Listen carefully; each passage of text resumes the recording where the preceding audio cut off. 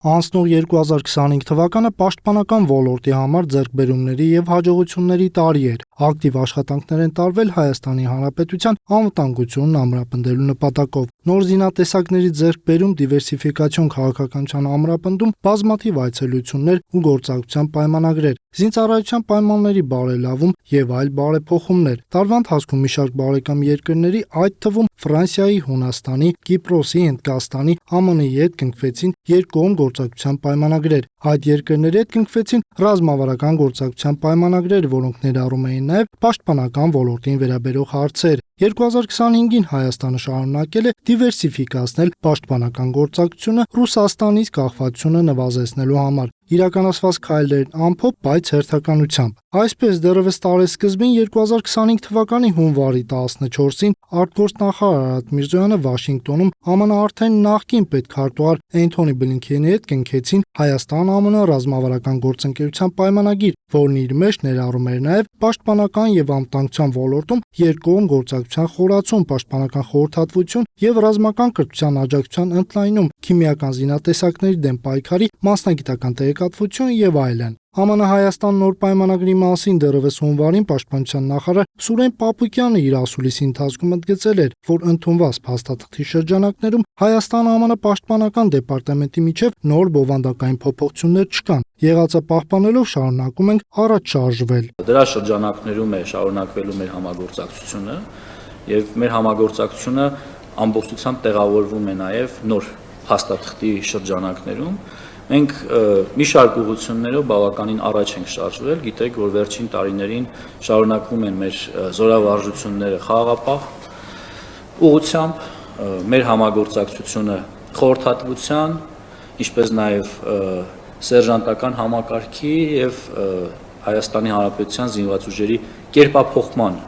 շրջանակներում։ Տարեսկիզբը ակտիվ եւ հաջողված էր պայմանագրերի արտերկիր այցերի առումով։ Դեռևս փետրվարի 8-ին Պաշտպանական գերատեսչության ղեկավար Սուրեն Պապիկյանի գլխավորած պատվիրակությունը աշխատանքային այցով մեկնել է վերջին տարիներին Հայաստանի հետ ռազմական ոլորտում սերտորեն գործակցող Հնդկաստան, որտեղ մասնակցել է Հնդկաստանի օդուժի Ելահանկա ավիաբազայում Aero-India ցուցահանդեսի բացման հանդիսավոր արարողությանը, ծանոթացել նաև ցուցահանդեսին ներկայացված նմուշներին։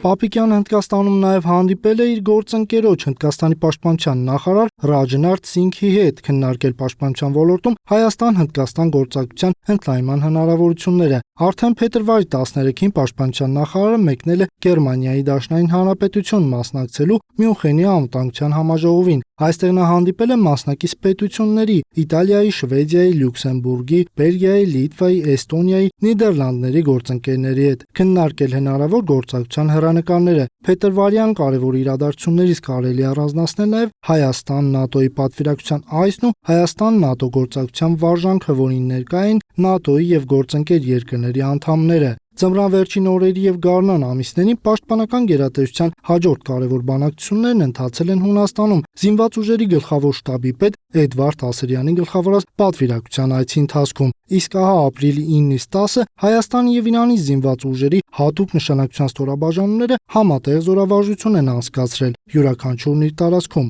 Պաշտպանության նախարարի հաջորդ կանգառը եւս Հունաստանն էր։ Մայիսի 6-ին հույն գործընկերոջ հետ հանդիպմանը քննարկվել են ռազմական կրթության տարբեր ուղղություններով փորձի փոխանակումը, գործակցությունը առավել զարգացնելու հնարավորությունը։ Նախարարը այնտեղ մասնակցել է նաև ՏՖԱ 2025 միջազգային պաշտպանական ցուցահանդեսին։ Մայիսին նախարարի հաջորդ այցը Գերմանիայի Դաշնային Հանրապետությունն էր։ Բերլինում նա մասնակցել է ՄԱԿ խաղաղապահության նախարարական հանդիպմանը։ Կայացել են նրա հանդիպումները Միացյալ Թագավորության, Չինաստանի, Ղազախստանի, Վրաստանի պաշտոնակիցների հետ։ Հանդիպումների շարքն ամփոփվել է Պապիկյանի եւ Գերմանիայի Դաշնային Հանրապետության պաշտպանության դաշնային նախարար Բորիս Պիստորիուսի բանակցությամբ եւ ձեռք բերված նոր համաձայնություններով ռազմական ոլորտում գործակցություն ընդլայնելու վերաբերյալ։ Մայիսի 20-ին արդեն Պապիկյանի հրավերով Հայաստան է ժամանել Իրանի Իսլամական Հանրապետության պաշտպանության եւ զինված ուժերի նախարար Ազիզ Նասիրզադեի գլխավորած պատվիրակությունը։ Այցի ընթացքում բարձր են գնահատվել երկու երկրների միջև առկա գործակցությունն ու դրա խորացման անհրաժեշտությունը։ Ռազմական համագործակցության ոլորտում ամառային ամիսներին թերևս ամենակարևոր իրադարձությունը տեղի ունեցավ օգոստոսի 12-ից 20 նկատ ժամանակահատվածում։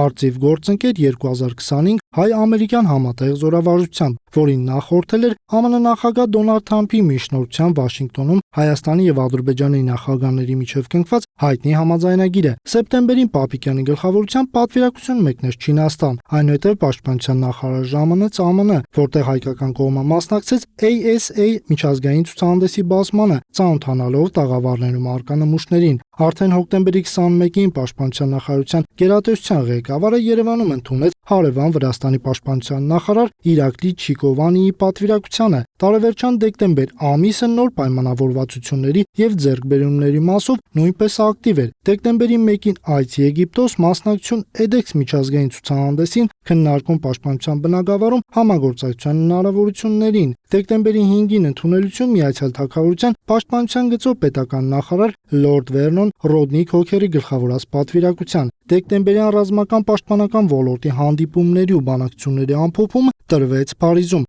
Հայաստան-Ֆրանսիայի երկկողմ ռազմավարական պաշտպանական խորհրդակցությունների 2025 թվականին կատարված աշխատանքների եւ նոր նախագծերի իրականացման ամփոփմամբ Պաշտպանության ոլորտի բարեփոխումների 2025-ին չեն սահմանափակվել նոր գործընկերների հետ գործակցությամբ ոլորտային բարեփոխումներից է նաեւ զինվորականների աշխատավարձերի բարձրացումը պարբերաբար ընթացող հատեստավորումների արդյունքում Վազգեն Սարգսյանի անվան ռազմական ակադեմիայի կուրսանտների կրթաթոշակների բարձրացումը տարբեր կուրսերի համար մինչև 175,000 դրամով, նոր ճաշարանների կառուցումն ու 2018 թվականի համեմատ ռազմական բյուջեի ավելացումը մինչև 1.1 միլիարդ դոլարի չափով, ինչի մասին հայտարարել է Պաշտպանության նախարար Սուրեն Պապիկյանը ազգային ժողովում բյուջեի քննարկման ժամանակ։ 2026 թվականին նախարարության համար նախատեսված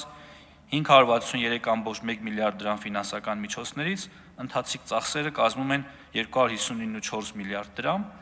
այն է 46.1%, իսկ կապիտալ ծախսերը 303.7 միլիարդ դրամ, 53.9%։ 2018 թվականին պաշտպանական ծախսերը կազմել են 245 միլիարդ դրամ։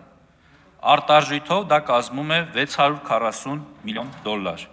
2025 թվականին պաշտպանական ծախսերը կազմել են 667 միլիարդ, որը կազմում է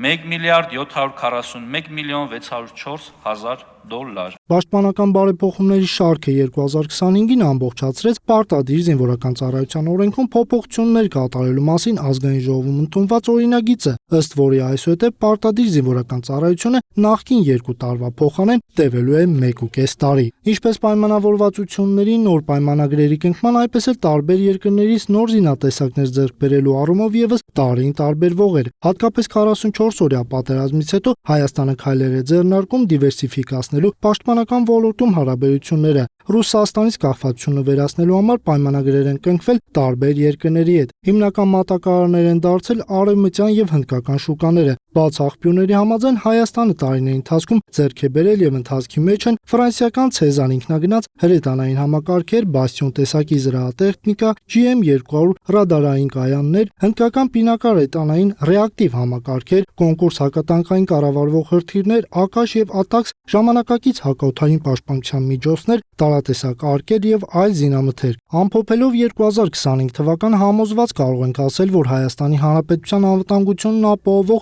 թիվ 1 կառույցը համընթաց աշխատելով պետական գերատեսչության այլ մարմինների հետ եկող 2026 թվականին նույնպես շարունակելու է զինված ուժերի լայնածավալ բարեփոխումներն ու միաժամանակ անելու է հնարավորը խաղաղության հաստատման համար։